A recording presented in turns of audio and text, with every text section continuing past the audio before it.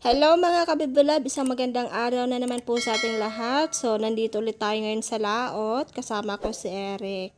So, manghuhuli ulit tayo ng isda ngayon para meron ulit tayo pang binta at pasensya na kayo sa aking boses at medyo may sipon po ako. Kakatapos lang ng lagnat. Ayan, huling-huli agad si Eric. So, aroy, sayang. Dahil nakabitas yung kanyang nahuling isda. Yun ay mamsa. At syempre, huli din tayo dyan mga kabibilab. So, ayan, dalawan. Kaso, nagsabitan pa siya. So, yung aking huli pala ay dalawang kalapato na malalaki. At huli ulit si Eric mga kabibilab. So, kalapato din yan. At medyo malaki kasi nagpapahila yung isda. So, tingnan natin mamaya kung anong isda yan, anong klaseng isda. Ayan, so nakikita ko na 3 piraso ang nahuli ni Eric. So, malalaking kalapato at isang lumahan. So, dahil magandang panahon ngayon ay makulimlim at hindi mainit. Dahil kagabi mga kabibilabs ay umulan ng umulan. So, basta daw ganitong panahon ay nagpapahuli talaga ang kalapato at lumahan. So, sana ay makarami tayo ng huli para meron ulit tayong pambenta para may bili ng bigas or mga sabon. Siyempre, huli ulit ako dyan mga kabibilabs. So, tingnan ulit natin kung anong klaseng isda ang ating nakuha.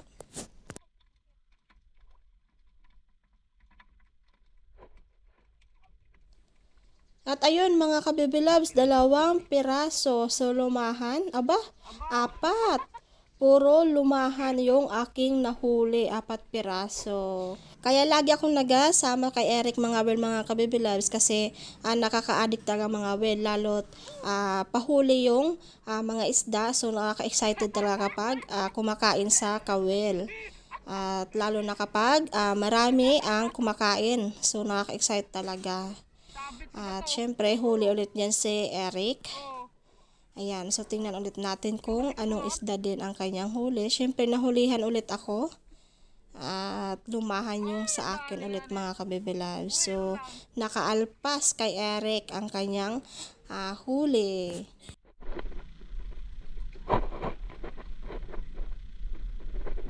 Oh, nilagas pa talaga si Babo Loko na lapis ya.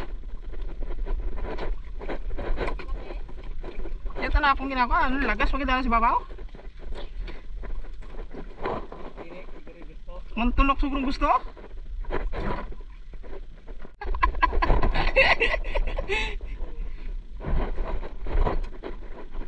Batak na ay.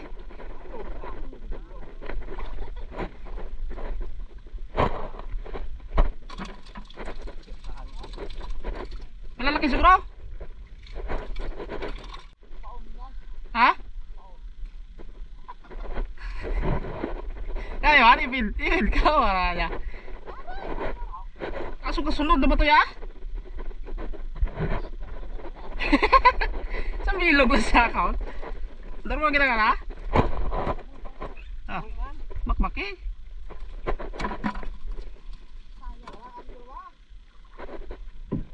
Ayan mga kabibilab, so ngayon po ay uuwi na kami dahil mahina na po yung pahuli sa Bike. At ito po yung aming nakuha or nahuli. So mga malalaking kalapato and lumahan. So lumahan ito mga kabibilabs. At ito naman ang kalapato. Ayan. So ang dami naming nakuha. Ayan. Mga malalaking lumahan and then kalapato ang kumain sa amin.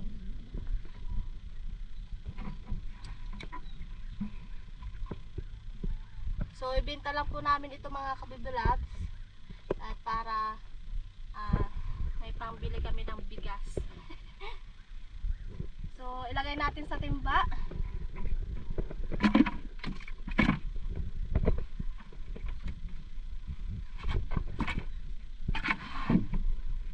Magandang panahon ngayon, so kalmada. May may lapis pa. Ito, tingnan nyo, malaki. Malaki. So, ibenta lang namin to mga kababy loves. At, wala munang luto kasi meron pa kaming ulam doon, isda. Ito din malaki. At medyo masama po yung aking pakiramdam, may sipon. Pero laban pa rin kahit may sipon mga kababy loves. Okay, uwi na kami. Ayos pa rin na yan. Ayan mga kababy loves, so nakauwi na po kami dito sa taas. Dito na kami ngayon sa bahay. So yung isda po ay nabenta na namin, kaso hindi lang po nabidyohan. Yung aming camera po ay nagloko at naghang. So ang kabayaran po sa aming isda ay naka 280 kasi 2 kilo. So yung kuha po sa amin ay ang per kilo po ay 140, kaya naging 280. So ngayon po ay hindi na kami kumuha ng isda at hindi na nagluto kasi meron pa po kaming ulam dito sa bahay. Kasi kahapon ay naglaot si Eric, so hindi ako nakasama sa kanya dahil masama po yung aking pakiramdam. At ngayon po ay okay na. So ngayon po ang aking gagawin ay tayo po ay magtatanim ulit ng mga gulay kasi umuulan na po dito sa amin mga kababy loves. Ay ewan lang kung tuloy-tuloy itong ulan kasi may bagyo. Sana po ay tuloy-tuloy na para yung ating mga tanim or mga gulay or yung mga damo ay magiging okay na kasi lahat po ay namamatay dahil nga sa sobrang init.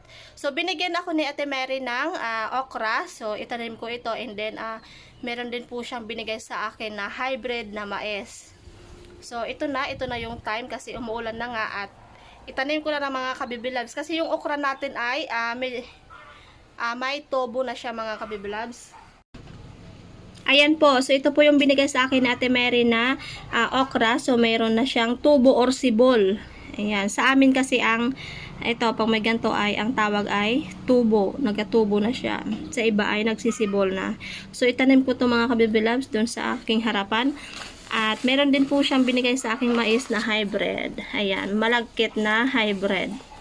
So itanim ko doon mamaya sa likod doon. So ngayon ay itatanim ko na yung okra.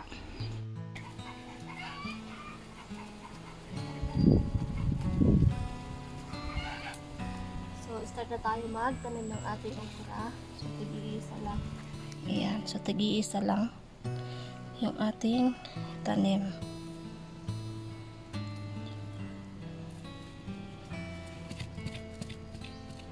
Ba't ang banas? Ba't ang banas? Kahit nag-aulan. Pero sa labas tayo. May ginagawa.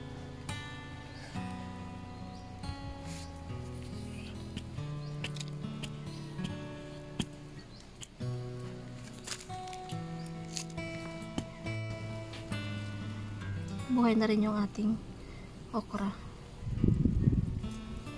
Sana umulan lang. Sana umulan lang, wag lang uminit ulit. Saka bagyo lang, no? Ngayon mga kababy loves, so ito yung sanhi ng init. Medyo namamatay na yung aming niyog dahil sa tindi ng init. Sana mabuhay pa yan.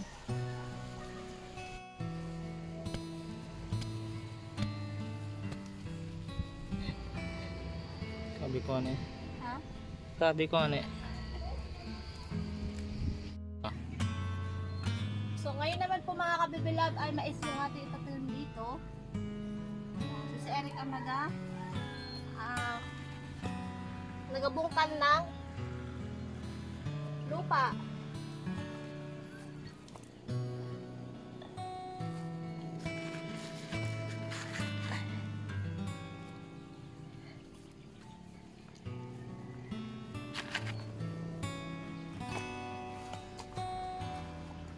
Init na naman.